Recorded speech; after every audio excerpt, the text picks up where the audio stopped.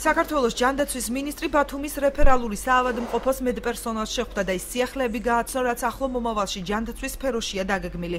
ჯანდაცვის მინისტრმა ყურადღება რეცეპტულ სისტემაზე გადასვლასა და საავადმყოფოებში არსებულ პრობლემებზეც გაამახვილა. დღევანდელი შეხვედრა არის რეგიონული შეხვედრების ციკლიდან ერთ-ერთი. ამჯერად ეს ეხება ერთ-ერთი დიდი ჰოსპიტალური ქსელის, ასე ვთქვათ, მმართველ კომპანიასთან შეხვედრას, რაცა მათ გავაცნოთ სიახლეები რეცეპტის ინსტიტუტის აღდგენა, მოვისმინოთ მათგან მიმდინარე საკითხების შესახებ და გქონდეს საქმიანი დისკუსია. რიგების კომუნიკაციის პრობლემები ეს ის მთავარი საკითხებია, რომლებზეც აჭარის ჯანდაცვის მინისტრმა განსაკუთრებული ყურადღება გაამახვილა. ნუგზერ სურმაინძის თქმით, მედიაციის სამსახურში ამ მხრივ პრეტენზიები არსებობს. მინისტრის განმარტებით, პრობლემა ახლო მომავალში საყოველთაო ჯანდაცვის მესამე ფაზის ამოქმედების პარალელურად მოგვარდება. მოქალაქეებს კი საშუალება მიეცემა სასურველი კლინიკა აირჩიონ. ორ კვირამდე შემცირდება საყოველთაო დაზღვევის ბენეფიციართათვის ლოდინის პერიოდიც.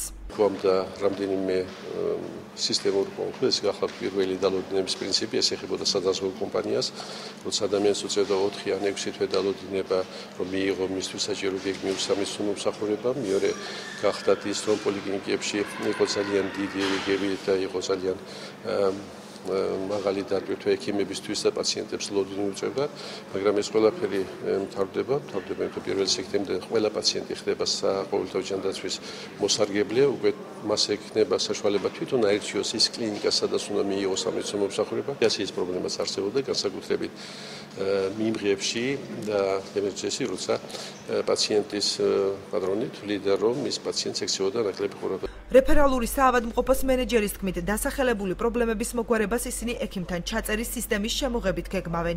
უახლოეს მომავალში დაიწყებს ფუნქციონირებას ეგრეთ წოდებული ჩაწერის მექანიზმი, ანუ ყველა გეგმიურ კონსულტაციაზე პაციენტები ჩაეწერებიან. ჩვენ დაწესებულებაში მუშაობს გადაუდებელი სამედიცინო დახმარების განყოფილება, ეგრეთ წოდებული ემერჯენსი, სადაც ყველას, ვისაც აქვს გადაუდებელი სამედიცინო პრობლემა, შეუძლია 24 საათის განმავლობაში მიიღოს კვალიფიციური სამედიცინო დახმარება. რეფერალური საავადმყოფოს მიმართ პრეტენზიები გამოთქვეს იქვე მდებარე კორპუსის მცხოვრებლებმაც.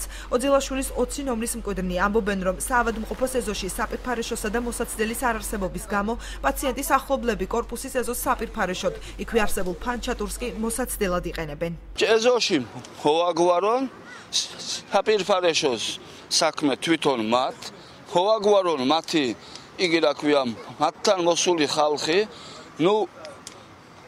გადმოვამარას აწევიდეს ამ ხალხმა და ჩოდიში და ტუალეტად მაქცევინ ნუ არის ეზო და ნუ არის სანაგვეთ ბუდე. აღნიშნულ პრეტენზიებს არ ეთანხმებიან რეფერალურ საავადმყოფოში. მენეჯერის განმარტებით, პრობლემა მოსახლეობის სამოქალაქო კულტურაშია.